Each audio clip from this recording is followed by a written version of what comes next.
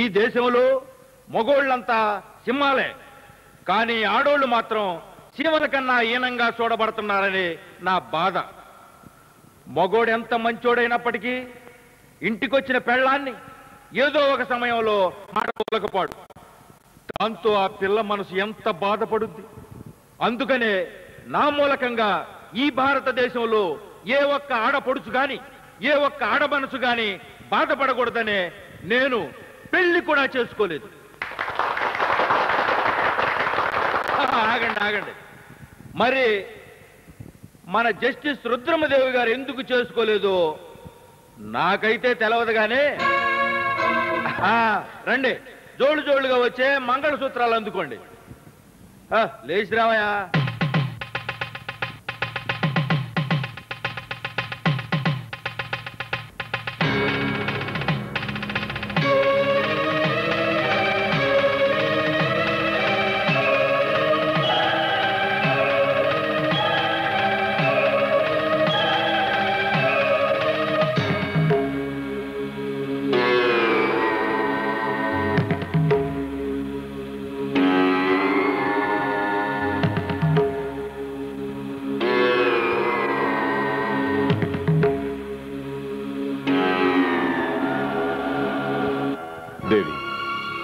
నేను కూడా నీలా ఆవేశపడేవాడిని అయితే ఆ వీరిగాడిని చంపడంతో పాటు కాకి బట్టలు వేసుకున్న ఈ శరీరంతో కటకటాల్లోకి వెళ్ళలేక ఆత్మహత్య చేసుకునేవాడిని. ఏదో ఒక రోజున చట్టబద్ధంగానే వాడి అక్రమాలను అంతం చేసి తీరతాను. అంతవరకు నీకు నా మొహం కూడా చూపించాను.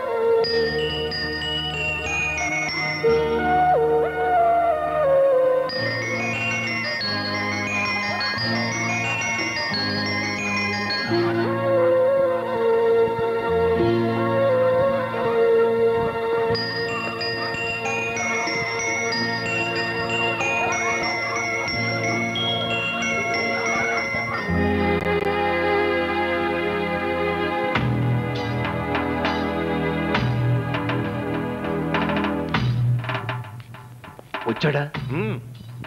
రావయ్యా సన్యాసిరావు, రారా. నమస్కారం వీరేశ్వర గారు.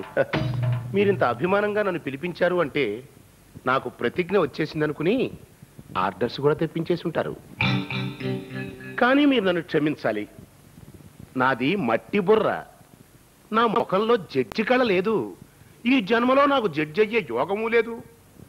మీరు నా గురించి ఇంత శ్రమ తీసుకున్నందుకు చాలా థ్యాంక్స్. వస్తానండి.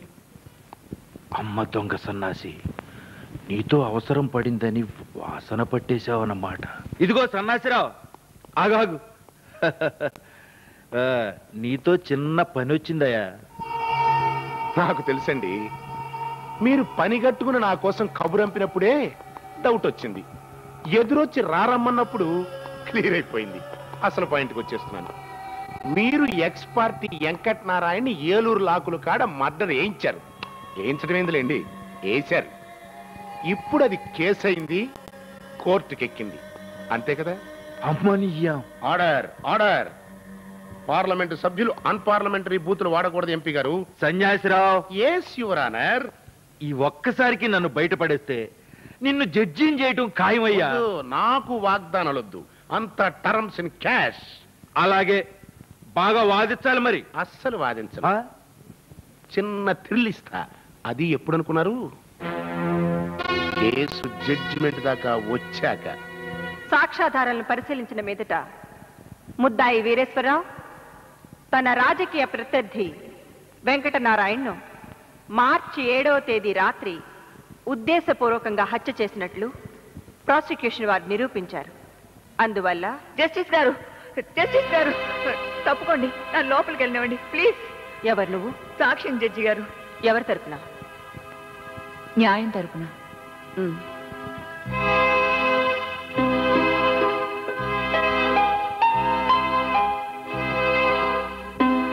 ఇప్పుడు చెప్పు. హత్య జరిగిందని చెప్తున్న మార్చి 7వ తారీఖున మధ్యాహ్నం నుంచి మర్నాటి వరకు ఆయన నేను ఒకే గదిలో గడిపాం. కావాలంటే హోటల్ హనీమూన్లో కనుక్కోండి. ఆయన హత్య చేశారంటాం అబద్ధం. నీకు ఆయనకి ఏమిటి సంబంధం? ఆడది నోరు విప్పి చెప్పుకోలేని సంబంధం. ఆడది ప్రాణం కన్నా మానవ ఎక్కువ అనుకుంటుంది, నిజమే. కానీ అన్యాయంగా ఒక జీవితం జైలు పాలు కావటం చూడలేక ఉన్న నిజాన్ని నేను మీకు చెప్పేశాను.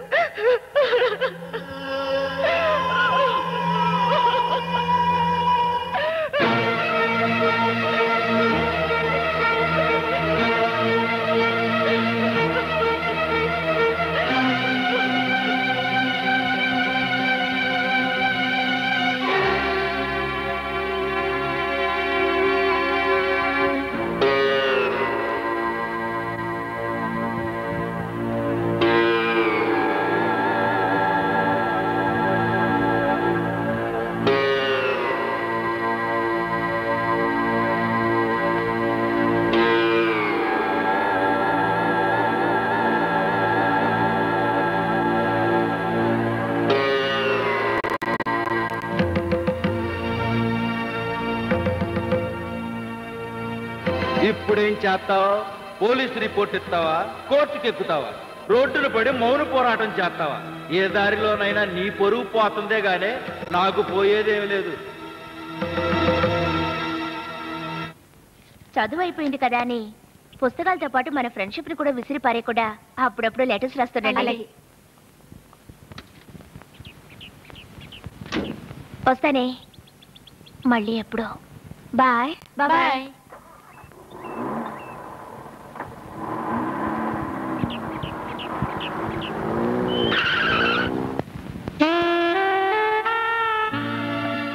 లేట్ అయిందని కోపమా?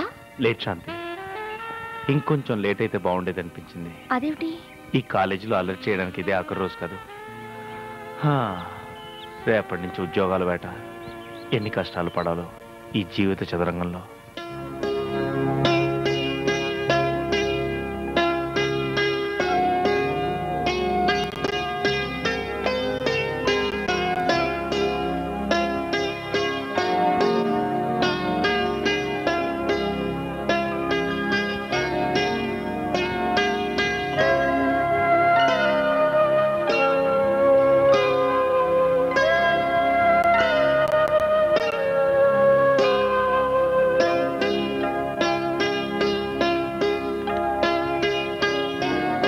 అదేమిటి లక్ష్మి, నీ మంత్రితో నా శకటాన్ని చంపితే చెక్ అవుతుందిగా, ఆగిపోయావే?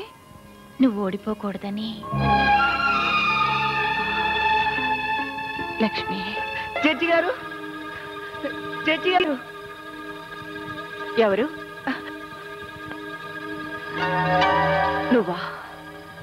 ఏమిటిలా వచ్చావు? నన్ను చంపడానికి ఆ వీరేశ్వరరావు మనుషులు వెంటపడ్డారు. మీరే నన్ను కాపాడాలి. మళ్ళీ ఏ కేసు నుంచి తప్పించడానికి కొత్త నాటకం? డబ్బు కాసుపడి తప్పుడు సాక్ష్యం చెప్పినందుకే ఇప్పుడు నా ప్రాణం మీదకొచ్చింది. సాక్షి బ్రతుకుంటే కేసు చావునట్టేనని వాళ్ళు నన్ను చంపాలనుకుంటున్నారు. అయితే ఇంకే కోర్టులో నిజం చెప్పేస్తే వాడికి శిక్ష పడుతుంది, నీకు పీడ వదులుతుంది. Lakshmi, mind your own business. వాడసలే దుర్మార్గుడు. అలా జరిగినా ఈ అమ్మాయిని మాత్రం ప్రాణాలతో బ్రతకనివ్వడు. దానికి ఒకటే మార్గం, వాడితో నీ పెళ్లి జరిపిస్తాను. పెళ్ళా? అదెలా? ఒకవేళ జరిగినా వాడి పని తేలికవుతుందే గాని నా ప్రాణం నిలుస్తుందంటారా? నీకు ఏ అపకారం జరిగినా వాడిదే బాధ్యతని పూచికత్తు రాయించి వాడి చేత నీ మెళ్ళో తాళి కట్టిస్తాను. ఇక పెళ్లి కొప్పించడం గురించా? పాత కేసును తిరగదోడి వాడిని జైల్లోనే సంసారం చేయించమంటాడు. నీతో సంసారం చేస్తాడో తేల్చుకోమను. ఇప్పుడే వాడికి ఫోన్ చేస్తాను. నువ్వు ఇక్కడి నుంచి మాట్లాడుతున్నాను చెప్పు. బ్లాక్ మెయిలా? కాదు, బ్లాక్ మ్యారేజ్. ఏంటయ్యా ఇంకా అక్కడ చూస్తున్నారు? అదండి భోజనాలు టైం అయిపోయింది. ఆ తిండేమిటే ఇంకొంచెం పెట్టనే. ఈడొచ్చిన పిల్లవ సరిగా తిండి తినకపోతే ముక్కు మొహం బిక్కుపోయి ఈసురోమంటుంటావు.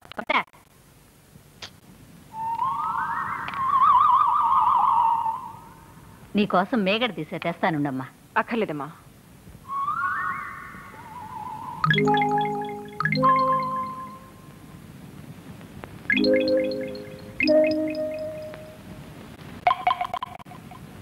రసమేమ్మా. మున్సిపాలిటీలో ఏవో ఉద్యోగాలు ఉన్నాయని పేపర్లో పడితే వాడు అప్లికేషన్ పెట్టాడంట. అక్కకి పెద్ద పెద్ద వాళ్ళు తెలుసు కదా, ఒక మాట చెప్తే. చాలు చాలు. ఈ రోజుల్లో ఏ సిఫార్సు లేకుండా ఉద్యోగం రావాలంటే గిన్నె కూడా తీసుకోలేవేమే. ఎంత చదువు చదివినా నికార్సుగా ఉద్యోగం ఎవరిస్తున్నారు చెప్పు? పెరుగు.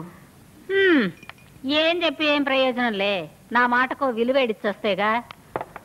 వాడికి కూడా ఏదన్నా ఉద్యోగం వస్తే వాడి కాళ్ళ మీద వాడు నిలబడతాడు కదా అని నా తాపత్రయం. నా ఉద్దేశం కూడా వాడి కాళ్ళ మీద వాడు నిలబడాలని.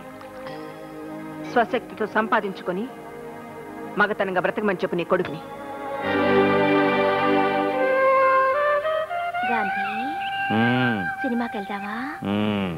పోనీ ఐస్ క్రీమ్ తిందావా?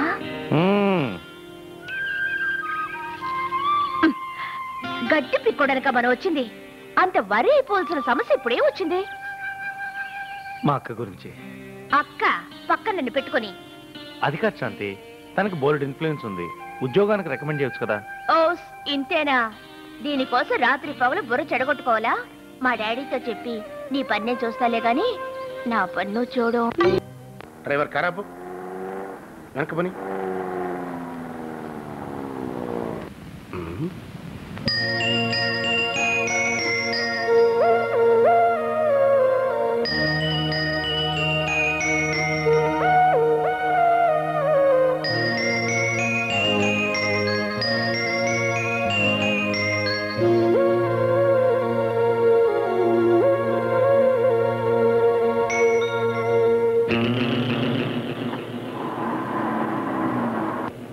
అంతా బాగానే ఉందగానే రేపు నలుగురిలో పెట్టాక ఆ బొడ్డోడికి నాకు ఏ సంబంధమూ లేదందనుకో, అప్పుడు మనకు ఆధారం ఏంటి అని. ఆ మాత్రం ముందు చూపు లేకపోవడానికి నేనేమన్నా చెట్టు కింద ప్లేడర్ అనుకున్నారా? ఇదిగో ఇది ఆ కుర్రాన్ని స్కూల్లో చేర్పించినప్పుడు అమ్మగారు అందజేసిన అప్లికేషన్ కాపీ. ఇందులో ఆ మహాతల్లి స్వహస్తాలతో సంతకం కూడా పెట్టింది చూడండి. ఇకపోతే ఇది ఆ కుర్ర వెధవికి గార్డియన్ హోదాలో రుద్రమదేవి కట్టిన ఫీజుల తాలూకు రసీదుల కాపీలు బగైరా బగైరా సరంజామా. ఇది కాగితాల కట్ట కాదండి, పాముల పొట్ట. నలుగురిలో పెట్టి రేపు నేను అడగబోయే ప్రశ్నలుగా రుద్రమదేవి గుండాగైనా చావాలి, అవమానంతో ఆత్మహత్యైనా చేసుకోవాలి. రండయ్యా రండి. ఆ మహాతల్లి ధర్మదేవతలా పోజు కొట్టుకుంటూ ఎంత అన్యాయం చేసిందో. అమ్మో అమ్మో, అమాయకురాల్లా కనిపించిందే గాని కడుపులో ఇంత దిక్కుమాలిన ఫ్లాష్ బ్యాక్ ఉందని అమ్మమ్మమ్మమ్మమ్మ ఎప్పుడైనా ఎక్కడైనా ఈ మాత్రం అనుమానం రానిచ్చిందంటయా? ఇవాళ ఆవిడ సంగతి తేల్చేస్తా కదా. రండి రండి. ఒక్కసారి ఈ కుర్రాన్ని ఎత్తుకోవయ్యా. రుద్రమదేవి రుద్రమదేవి. ఏంటయ్యారు చూస్తున్నారు? అమ్మవారి ఊరేగింపు ముందు గణాచారి టైపు. రుద్రమదేవి. ఎవరండి మీరంతా? అసలేం జరిగింది? రుద్రమదేవి. మిమ్మల్ని ఏమిటంటే బదులు చెప్పరే? అమ్మా నువ్వా?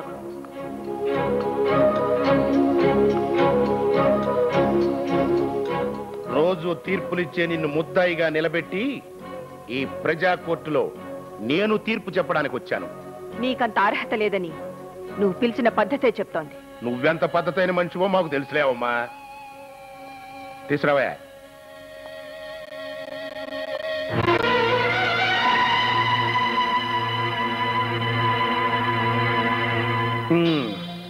ఇప్పుడు చెప్పవమ్మా, ఏ పద్ధతిలో ఈ బిడ్డని కన్నావో, ఏ పద్ధతిలో నువ్వు ఈ బిడ్డకి గార్డియన్ అయ్యావో, ఎంత పద్ధతిగా ఈ బిడ్డని హాస్టల్లో పెట్టి పెంచుతున్నావో చెప్పు. నలుగురు విని పద్ధతైన నీ బ్రతుకుని, తీరైన నీ పెంపకాన్ని, పవిత్రమైన నీ జీవిత కథని తెలుసుకుని తరిస్తారు.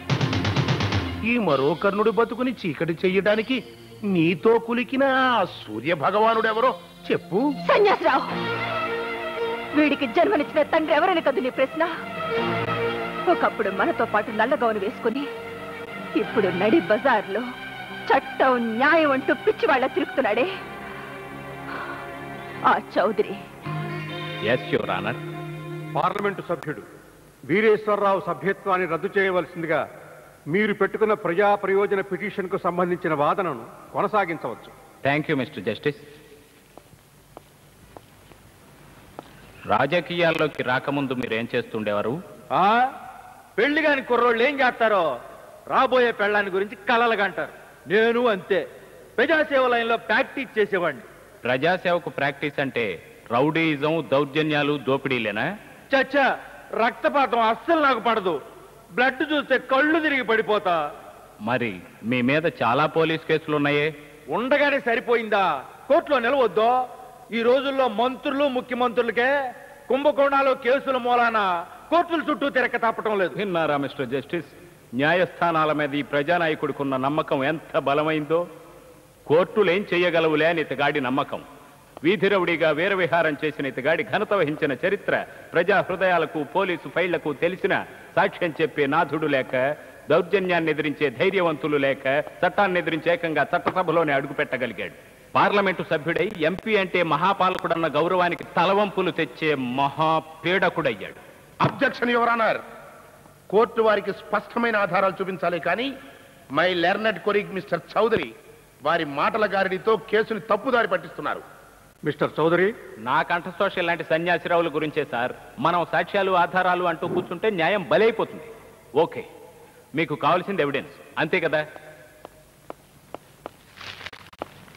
Look into these papers. ఎలక్షన్లకు ముందు మా నియోజకవర్గం సందు సందున, గొందిన ఈయన చేసిన వాగ్దానాల చిట్ట ఈ న్యూస్ పేపర్. మాటల గారడి నాది కాదు సార్, ఈయనది. ఆ మాయమాటలు నమ్మే అమాయక ప్రజలు ఓట్లేశారు. ఈయన గద్దెనెక్కి 4 సంవత్సరాలు గడిచిపోతున్నా ఇంతవరకు చెప్పిన పని ఒక్కటి చేయలేదు. ఇక మిగిలిన ఆ కొద్ది కాలంలో చేసే అవకాశము, సావకాశము కూడా లేవు. అందువల్ల ఈయన చేసిన వాగ్దానాలన్నీ నెరవేర్చడానికి అయ్యే ఖర్చు దాదాపు 5.5 కోట్ల రూపాయలు మా నియోజకవర్గం ప్రజల పేర ఈయన సొంత ఆస్తి నుండి ఇప్పించండి. Mister Chowdary, IPC section 171B ప్రకారం ప్రజాక్షేమం కోసం ఫలానా పని చేస్తానని ఎలక్షన్ సమయంలో చెప్పినా అది నేరం కాదు. చెప్పటం నేరం కాకపోవచ్చు సార్, కానీ చెప్పింది చేయకపోవడం నేరం కాదా? అటువంటప్పుడు అబద్ధానికి నిజానికి తేడా ఏముంది? సత్యమేవ జయితే అన్న మన జాతీయ ఆదర్శానికి విలువే ఉంది. ఆయన వాగ్దానం చేశారు, దట్ ఈస్ ఎ ప్రామిస్. అంతేగాని ప్రామిసరీ నోటు రాసివ్వలేదుగా. Sorry your honour, I'm sorry. ఇందులో ఇంత మతలబుందని నాకు ఇప్పుడే తెలిసింది. అలాంటప్పుడు చట్టాన్ని గౌరవిస్తానని, న్యాయస్థానం వేసే శిక్షల్ని శిరసావహిస్తానని ఏ పౌరుడు పుట్టగానే ప్రభుత్వానికి ప్రామిసరీ నోటు రాసివ్వడం లేదుగా యువర్ ఆనర్. మీరు శిక్ష వేసే నేరస్తులు కూడా ఇదే మాట అడిగితే అప్పుడేం సమాధానం చెప్తారు? మిస్టర్ చౌదరి, అర్థం లేకుండా మాట్లాడకండి. అర్థం లేకుండా వాగేవాడిని అయితే లాయర్ని ఎలా అవుతాను యువర్ ఆనర్? మీరే అర్థం చేసుకోవడానికి ప్రయత్నించండి. మనకు వాక్ స్వాతంత్ర్యం ఇచ్చింది లోకుల్ని ముంచి లోక్సభకు వెళ్ళడానికి కాదని ఈ నాయకులకు తెలియజెప్పండి మిలార్. బంట్రోతుద్యోగానికి కూడా అంతో ఇంతో విద్యార్హత కావాలంటారే, మరి ఈ దేశ భవిష్యత్తును తీర్చిదిద్దాల్సిన రాజకీయవేత్తలుగా పొట్టకోస్తే అక్షరం ముక్కరాని నిశానీలు, పట్టపగలే ప్రాణాలు తీసే గూండాలు, దగాకోర్లు చలామణి అవుతుంటే ఏం చెయ్యగలిగాయి సార్ మన చట్టం, మన రాజ్యాంగం? రాజకీయానికి వయసొక్కటే అర్హత అయితే చెట్టుకి, పుట్టకి, జంతువులకి కూడా ఏళ్ళొస్తాయి. వాటికి ఓటు హక్కిస్తారా? వాటిని ఎన్నికల్లో పోటీ చేయనిస్తారా మిలాద్? ఇలాంటి దుష్ట నికృష్ట దగాకోరు దగుల్బాజీ రాజకీయవేత్తల కన్నా పశువులు కూడా నయమే. పోనీ ఆపనైనా చేయించండి, రాజ్యాంగాన్ని సవరించమనండి, ఇలాంటి మోసగాళ్లని గద్దె దింపమనండి. అర్థంతరంగా దిగిరమ్మనడమా? అది ఎలా వీలు పడుతుంది? ఎందుకు వీలు కాదు సార్? 100 ఏళ్లు కలిసి కాపురం చేస్తామని ప్రమాణం చేసుకున్న భార్యాభర్తలకే అర్థంతరంగా విడాకులిప్పించగలిగిన మీరు ఆఫ్టర్ ఆల్ 5 ఏళ్ల పదవిని 6 నెలల ముందుగా ఓడగొట్టలేరా? ఆలోచించండి యువర్ ఆనర్. ఓటున్నది ఎలక్షన్లో అమ్ముకోవడానికి మాత్రమే అనుకుంటున్న ఈ దేశ ప్రజలకు ఓటు హక్కును నమ్ముకునే ధైర్యాన్ని కల్పించండి. పైకెక్కించిన ప్రజలకే ఇలాంటి నాయకుల్ని వెనక్కి పిలిపించే అధికారం ఉండేట్టు చేయండి మిలాద్. రాజకీయం అంటే రౌడీయిజానికి మరో పేరని, ప్రజాసేవ అంటే దేశాన్ని దోచుకోవడానికి మాత్రమేనని అనుకుంటున్న ఇలాంటి నాయకులకు బుద్ధి చెప్పండి మిలాద్, బుద్ధి